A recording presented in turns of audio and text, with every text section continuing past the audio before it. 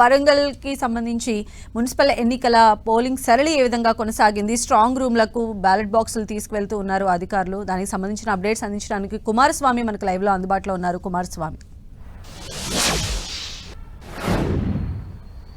సంధ్య, ఉమ్మడి వరంగల్ జిల్లాలో ఉన్నటువంటి 12 మున్సిపాలిటీలకు సంబంధించినటువంటి పోలింగ్ అనేటువంటిది ఈ రోజు సాయంత్రం వరకు కూడా ఇంకా కొనసాగుతున్నటువంటి సిచ్యువేషన్ ఉంది. ఉదయం నుంచి సాయంత్రం వరకు ఇప్పటి వరకు కూడా తోపులాటలు, ఘర్షణలు, ఆందోళనలు, ఆవేదనల మధ్య కొనసాగుతుంది. ఉద్రిక్తతల నడుమ పోలింగ్ అనేటువంటిది కొనసాగుతున్నటువంటి సిచ్యువేషన్ ఉంది.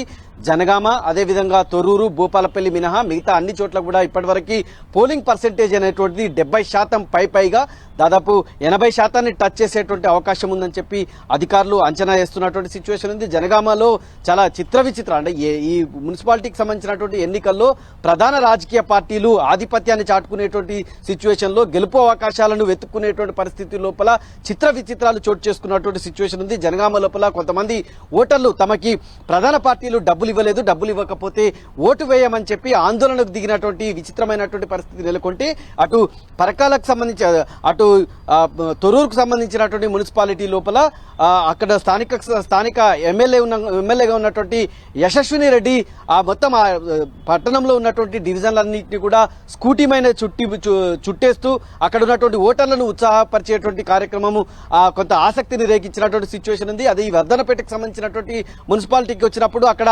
మాజీ మంత్రిగా ఉన్నటువంటి ఎర్రబెల్లి దయాకర్ రావు, మాజీ ఎమ్మెల్యేగా ఉన్నటువంటి ఆరూరు రమేష్ ఇద్దరు కూడా పోలింగ్ సరళిని పరిశీలించేందుకు ఆయా ప్రాంతాల లోపల పర్యటిస్తున్నటువంటి క్రమం లోపల ప్రత్యర్థి రాజకీయ పార్టీలు అడ్డుకోవడం, ఇరు పార్టీలకు సంబంధించినటువంటి వర్గాల మధ్య ఆందోళన రేగడంతో కొంత ఉద్రిక్తత అనేటువంటిది చోటు చేసుకుంది.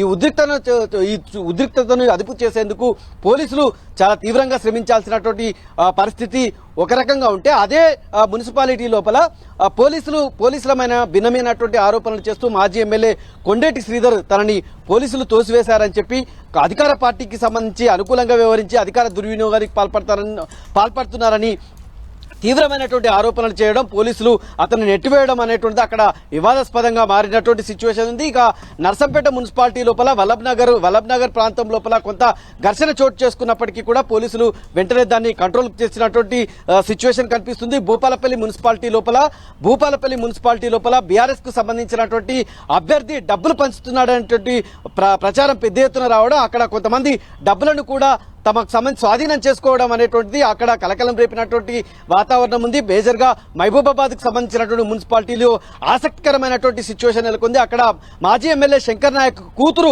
ప్రధాన కేంద్రంగా అక్కడ మున్సిపాలిటీకి సంబంధించినటువంటి ఎన్నికలు నిర్వహిస్తే అక్కడ అధికార పార్టీకి సంబంధించినటువంటి కాంగ్రెస్, బీజేపీ కూడా ప్రతిష్టాత్మకంగా తీసుకోవడంతో 3 రాజకీయ పార్టీలు కూడా ప్రతి పోలింగ్ బూత్ వద్ద ఆందోళన లేకపోవడం, కొంత టెన్షన్ వాతావరణం క్రియేట్ అవ్వడం, ఓటర్లని పోలింగ్ కేంద్రానికి తరలిస్తున్నటువంటి క్రమం లోపల 3 పార్టీల మధ్య ఆరోపణలు, ప్రత్యారోపణలు, దూషణలతోటి కొనసాగినటువంటి సిచ్యువేషన్ మనకు అక్కడ కనిపిస్తున్నటువంటి వాతావరణం ఉంది. ఇక స్టేషన్ గన్పూర్ లో చూస్తే స్టేషన్ గన్పూర్ లో ఇద్దరు డిప్యూటీ సీఎంలు అయినటువంటి అటు కడియం మాజీ డిప్యూటీ సీఎంలు అయినటువంటి కడియం శ్రీహరి, అదేవిధంగా రాజయ్య ఇద్దరు ప్రతిష్టాత్మకంగా తీసుకున్నారు. దీంతో బీఆర్ఎస్ కి సంబంధించినటువంటి ఎమ్మెల్సీగా ఉన్నటువంటి పోచంపల్లి శ్రీనివాసరెడ్డి అక్కడే తిష్టవేయడము, అక్కడ మొత్తం చక్రం తిప్పడం అనేటువంటి పొలిటికల్ గా టెన్షన్ క్రియేట్ అయినటువంటి సిచ్యువేషన్ ఉంది. అధికార పార్టీకి అదేవిధంగా ప్రతిపక్ష పార్టీ అయినటువంటి బీఆర్ఎస్ కి ఈ ఎన్నిక ప్రతిష్టాత్మకం.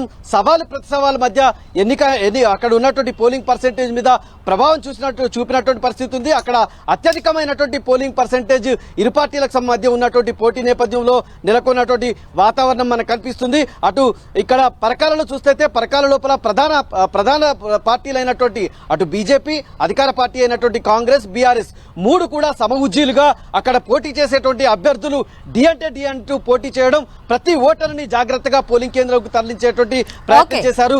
ఏకంగా అంబులెన్స్ లోనే ఒక వార్డుకు సంబంధించినటువంటి ఓటర్ను హాస్పిటల్లో చికిత్స పొందుతున్నటువంటి ఓటర్ను అంబులెన్స్ లో తీసుకొచ్చి అక్కడ ఓటు వేయించడం అనేటువంటిది ఆసక్తి కొలిపినటువంటి సిచ్యువేషన్ మనకు కనిపిస్తుంది.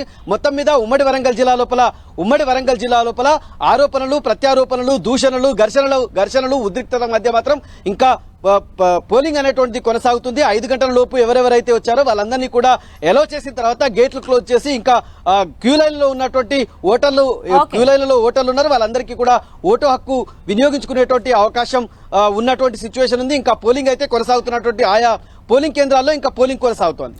రైట్ కేకే.